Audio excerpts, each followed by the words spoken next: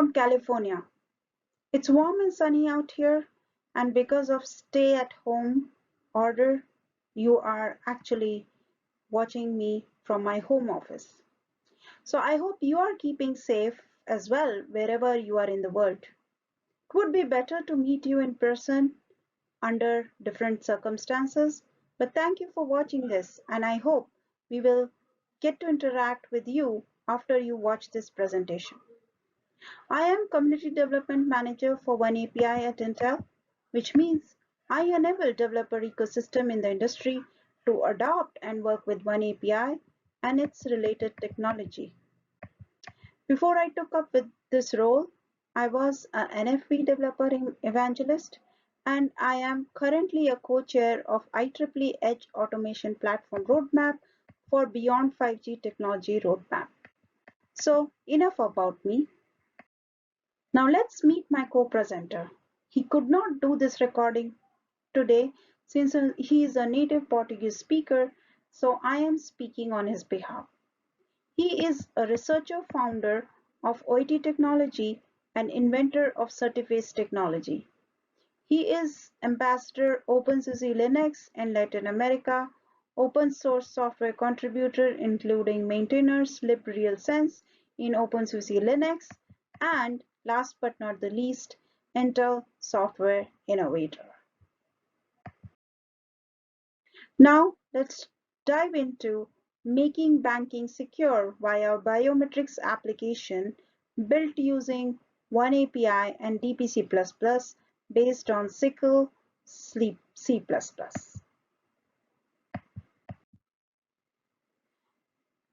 Now time for notices and disclaimer.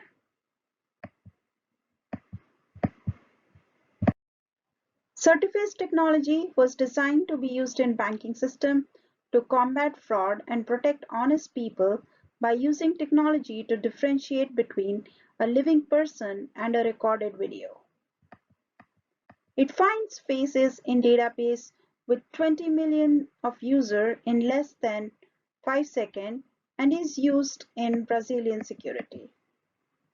It is 100% in cloud, so that's why it is compatible with any device connected to the internet, which means it could be any low-cost cell phone device.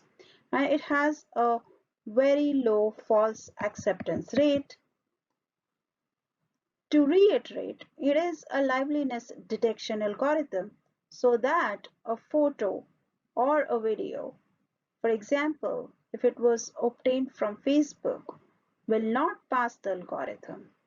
So that means it will protect live authentic users.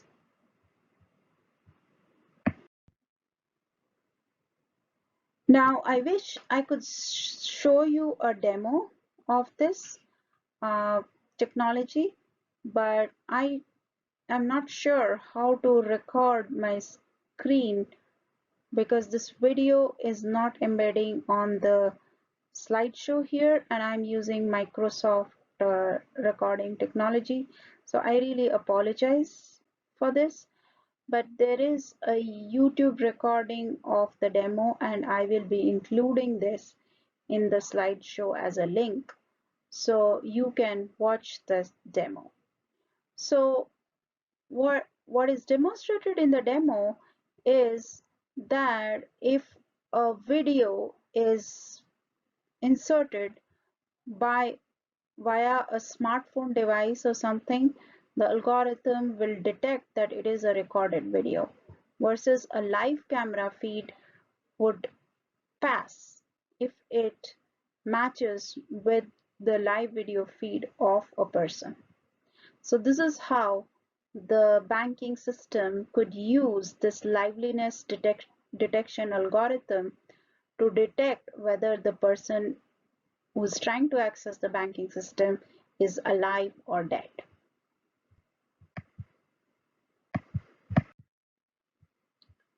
It is like I said before, it is a cloud service.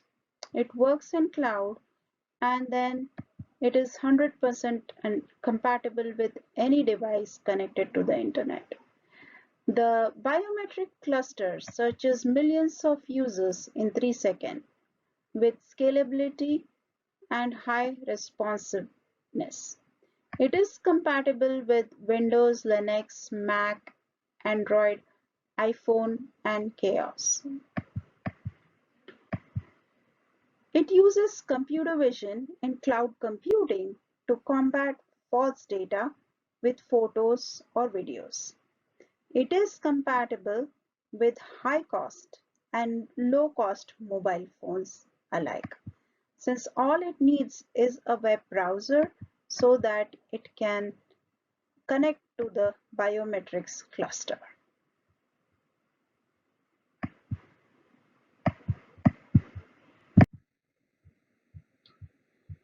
It protects honest people from identity fraud.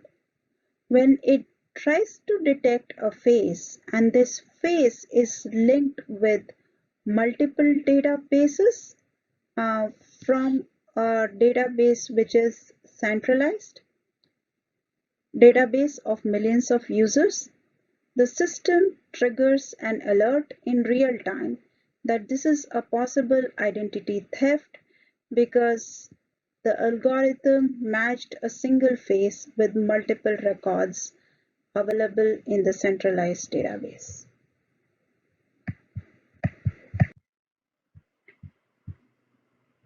It is a mathematically robust algorithm, so it works even in dark and with low quality photos.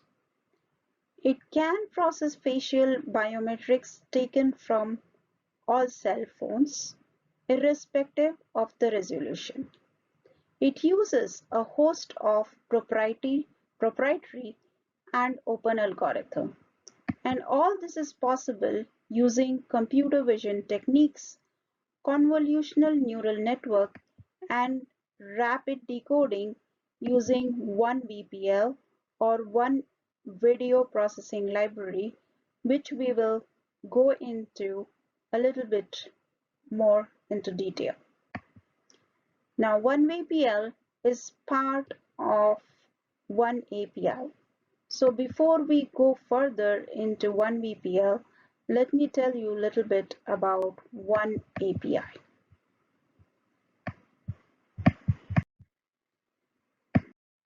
oneAPI is an industry initiative based on standards open specification.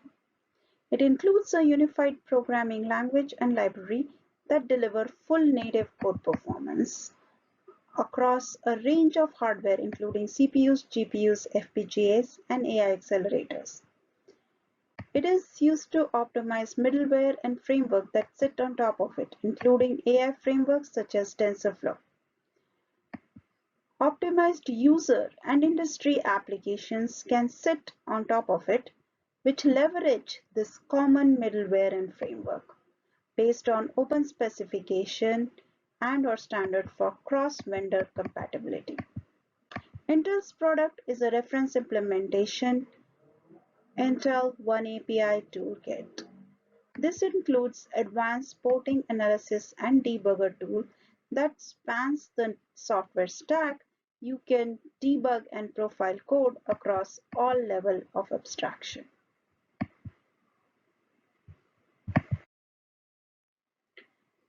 More than 30 companies now support the oneAPI concept. Many of these companies are also participating in Intel's beta release and are providing feedback for its tools that I mentioned before. oneAPI is an alternative to single vendor solution. Its specification includes direct programming with an open unified language called Data Parallel C++ or DPC++. It is a API-based programming with a set of performance libraries for expressing parallelism and delivering native high-level language performance for all supported platforms. Most oneAPI libraries are open sourced to encourage collaboration and help build new features and extensions. It also includes low-level interface to hardware called oneAPI Level 0. Together, these components allows companies to build their own implementation of oneAPI. If you want to learn more, you are welcome to go to oneAPI.com, and we encourage you to give us feedback.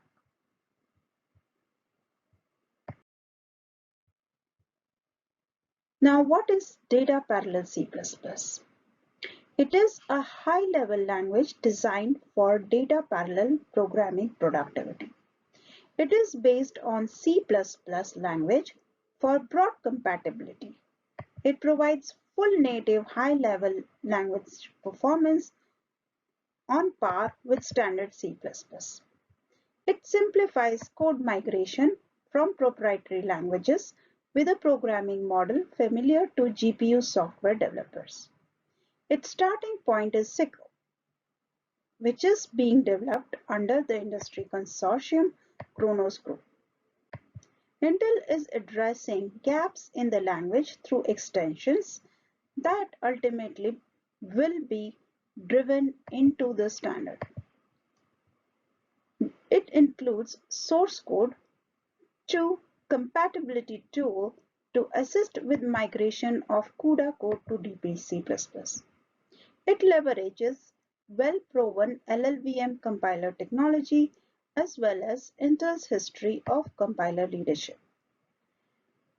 There will still be a need to tune it for each architecture. Intel reference implementation of oneAPI is a set of toolkits. It includes Data Parallel C++ or DPC++, which I described in the earlier slide. It includes an implementation of CUDA or DPC++ compatibility tool, which will help move developers from CUDA to DPC++. For API-based programming, this toolkit includes a range of performance libraries which span several workload domains that benefit from acceleration. These library functions are custom coded for each target architecture, so no developer tuning is required when developers migrate code between supported architectures. And finally, analysis and debug tools include enhanced versions of vTune Profiler and Advisor Performance 2.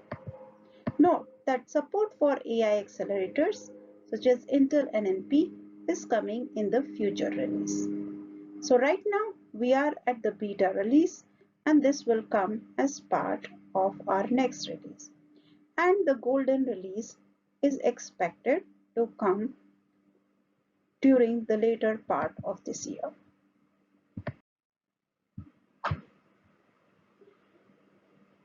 Now, let us talk about the libraries which are part of the oneAPI. These performance libraries span several workload domains that benefit from acceleration. They are custom coded for each hardware architecture, so no developer tuning is required when developers migrate these libraries from one architecture to another. This library includes Math Kernel Library for matrix, FFTs, and other math operations, Thread Building Blocks and DPC++ library for parallel algorithm and data structures, Analytics Library for classic machine learning and statistical functions, Deep Neural Networks or DNN and machine learning communication libraries for optimizing deep learning frameworks such as TensorFlow, Video Processing Library for optimized video codecs and processing functions. This is the library that we will be talking about in this talk today. And last but not the least, rendering libraries for visualization, which has been used in production of many commercially successful movies produced by library. Now, Certiface uses heterogeneous computing architecture using CPUs and GPUs from servers to notebooks, and this is why it is using oneVPL, which is part of oneAPI toolkit, so that it, its support of heterogeneous architectures become easier. It, it uses computer vision techniques with openCV, openVINO, and deep learning technologies based on Intel features as thread building block IPP and MKL and high performance computing.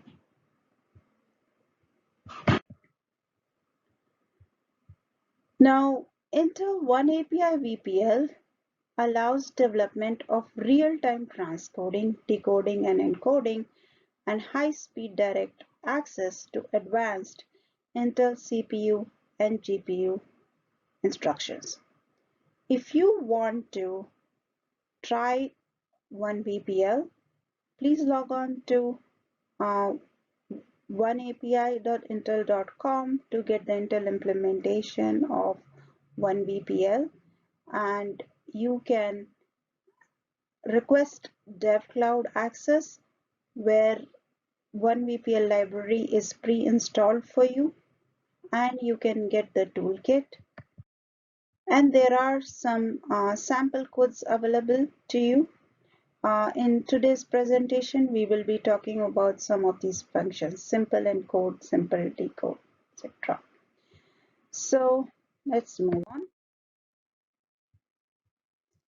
In this example, you can see how to use the API for video encoder and decoder for real-time processing.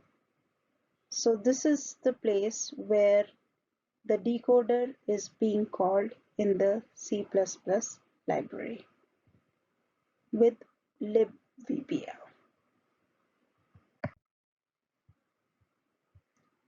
And this is where, after the decoder, we need to convert the frame to work with openCV and process deep learning tasks. So this is where openCV is being called to do the deep learning task.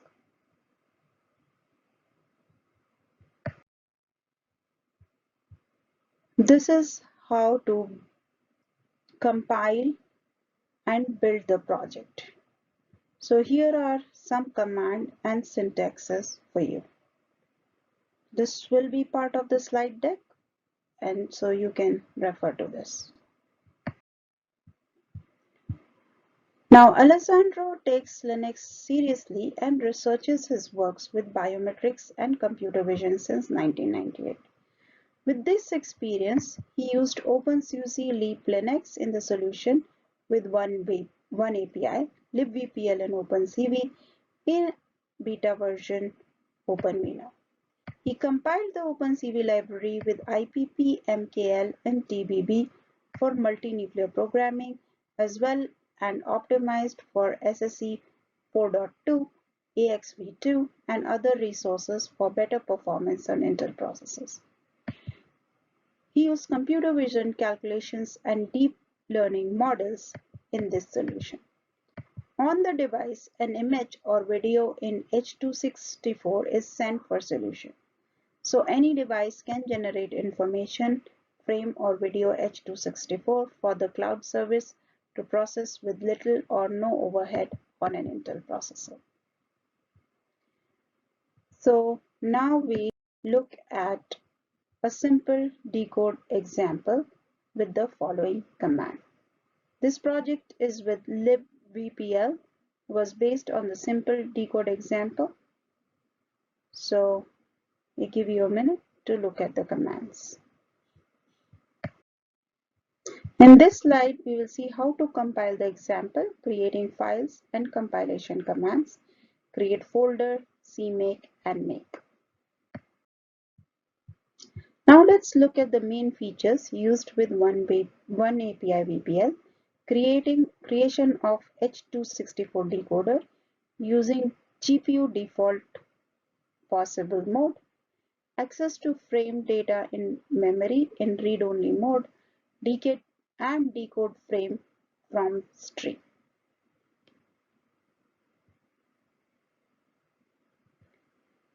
So now that we have looked a little bit deep into the code.